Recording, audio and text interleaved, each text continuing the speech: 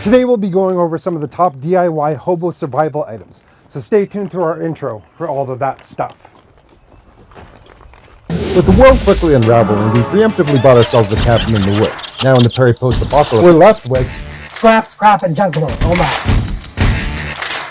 Through all the conjecture of hobo lore, I'm sure most to all of you are more than familiar with the hobo bindle stiff.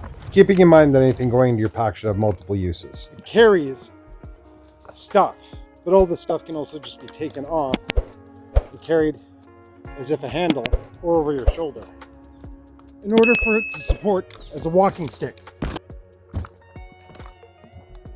Keeps you warm, filters water. With that all said and done, it brings us to our hobo lunch kit, which, as you can see by these two handles, you can set it securely behind your bindle and carry it all one-handed.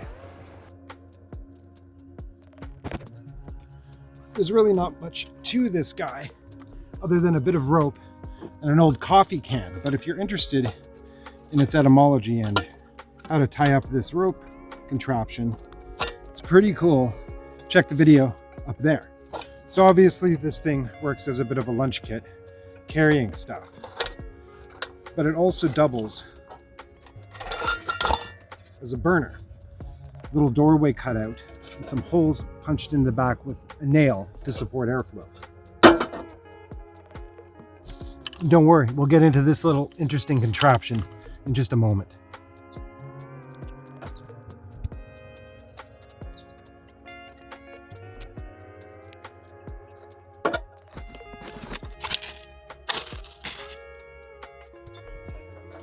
Would you look at that? Its secondary function is a camp stove.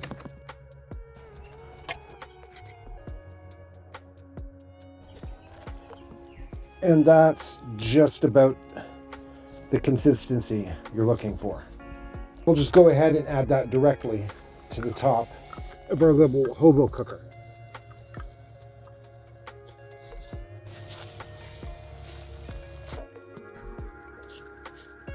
While that's doing its thing, let's move on to this guy. Often found, sometimes hunted, and occasionally scavenged, the deer femur has a ton of different uses.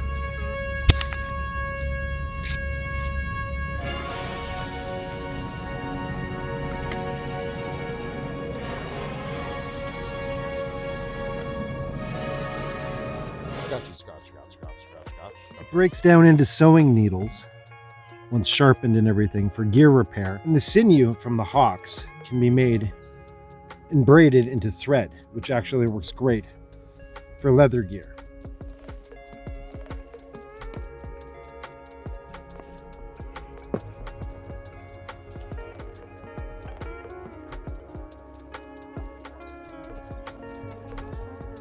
The shorter strands do wonderful for attaching stuff to stuff.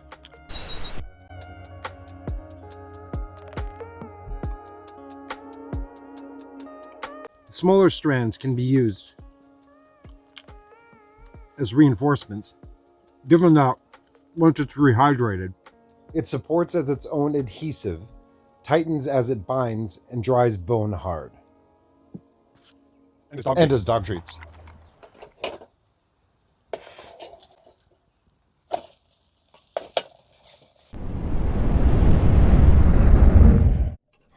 I don't know. What do you think, Storm Shadow? Oh, I think it's good channel change. I mean, without it, we wouldn't be alive right now. Yo, what up, homeboys? What's this cracker up to? Oh, you know, just watching him make a mockery of bushcraft, as always. I don't know, guys. We should be more respectful. He is like God, lest he smite us. Well, what do we have here? 危ない逃げろ Snag. G.I. Joe lore encompassed three of the most major film tropes so perfectly. Now you'll have to excuse the term because it's rather antiquated, but Roadblock here supported the magical Negro trope exactly to a T. The magical Negro was a person of African descent with no past or future in the storyline that would suddenly show up with some sagely advice for what was generally the white male protagonist.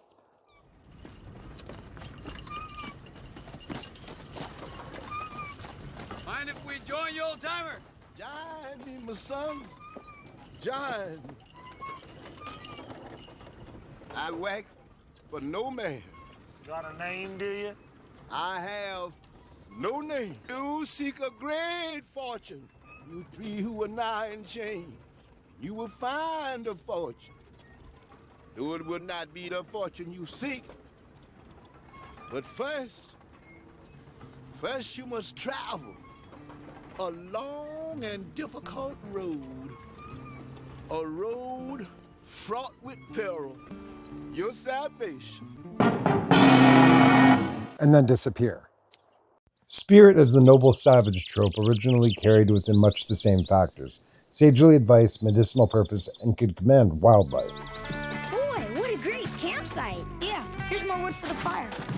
Help, my clothes are on fire! Run for the stream! Don't run! Here, let me wrap this around you. You okay? Lucky thing you were around, Spirit. Lucky thing you didn't run. Remember, running only makes the fire worse. If your clothes catch fire, wrap yourself in a rug or blanket. And roll on the ground to smother the flames. Now we know. And knowing is half the battle.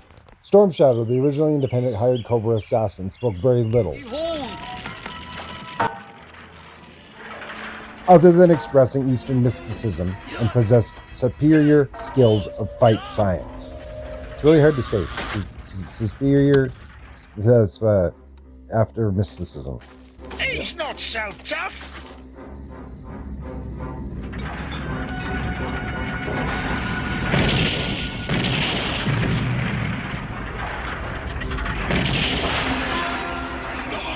Embracing some of these tropes and juxtapositioning one that G.I. Joe left out, we have one of our own character introductions coming up in a video that does just that. We've encompassed the manic pixie dream girl trope and combined it with the mysticisms of the other three in order to augment our videos moving forward. But we won't get too much into it as to not spoil the surprise coming up. With the world quickly unraveling, we preemptively bought ourselves a cabin in the woods. Now in the Perry post-apocalypse, we're left with Scrap, and junkable. Oh my. Easy, bushcraft. You make learning fun. Kids, shut up. Is your mom there? No, I'm home alone. Well, you won a prize. What's your address? 42 Oak Street. Hey, Roblox, some stranger's bringing me a prize. A stranger, huh? All he wanted to bring you was trouble. Remember, never tell anyone you're home alone, and never give anyone your address. I'll say Mom can't come to the phone. Smart thinking. Now I know. And knowing is half the battle.